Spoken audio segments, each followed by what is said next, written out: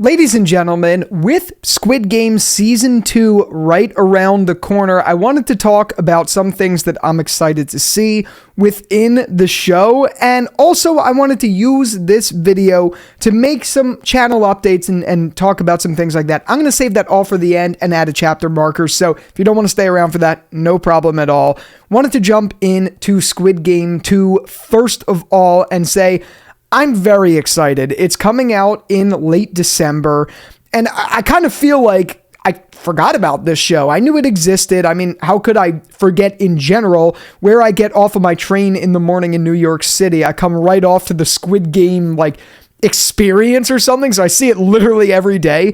But the point I'm making is I haven't really thought about the show in some time prior to seeing that, because it's been a while now. It's been a long time. And from what I've heard from the writer of the show, whose name is escaping me, season 1 was production hell, and it cost him to lose teeth, from what he explained. That's an insane thing to even say, but it's true.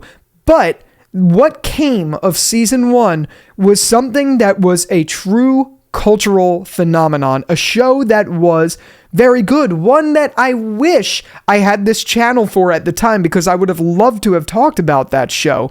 So we're going to be doing it. We're going to be talking about Squid Game. If it's episodic, we're going to be reviewing it week to week.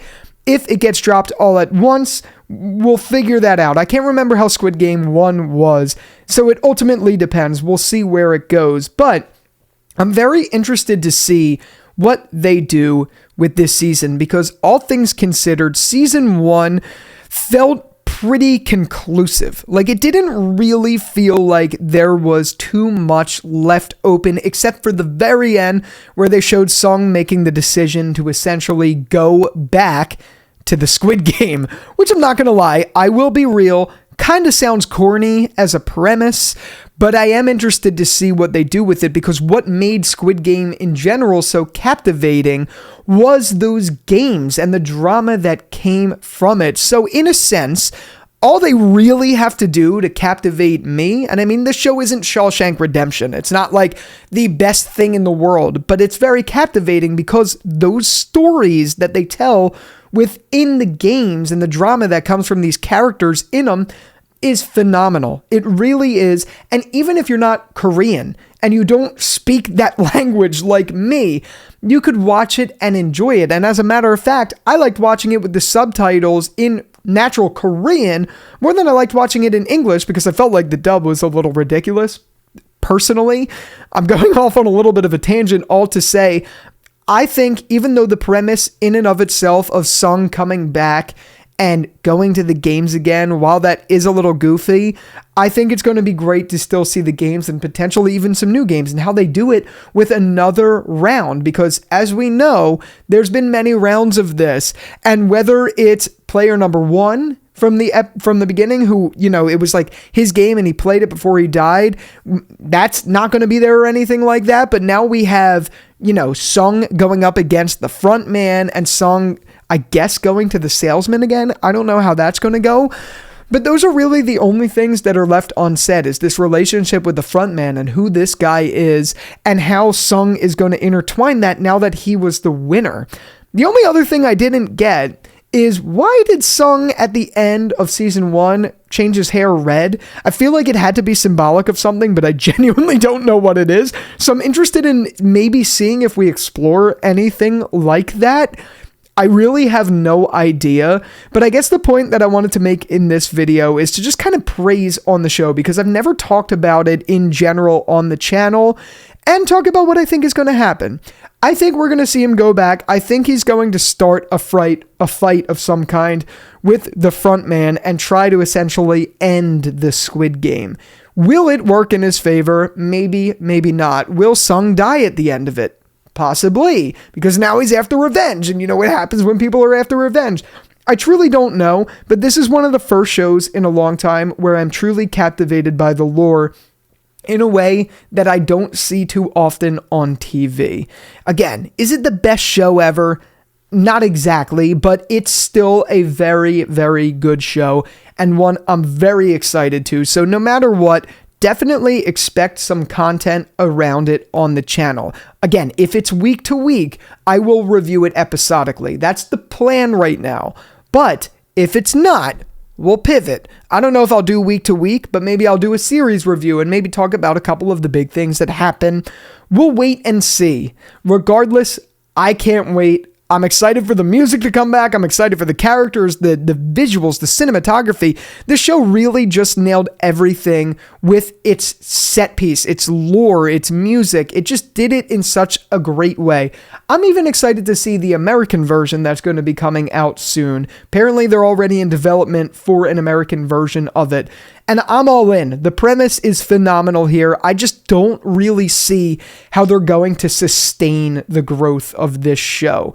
It was clearly meant to be a one-season show, but the demand exceeded by a lot, and that's why they're making a second one. I just don't know what more story you could tell. And yes, obviously, they left it open so that there could be a season 2. So in some way, shape, or form, the creatives knew what they were doing, but it really did feel like there wasn't much left to tell by the end of it. So kind of feels like we're going in blind, but they must have some good idea here, and I hope it lives up to the hype of season 1. I really do. It's a tough act to follow because that was a cultural phenomenon that took over the world. I mean, you even saw Mr. Beast redo the Squid Game, and that took over the world in a whole different way.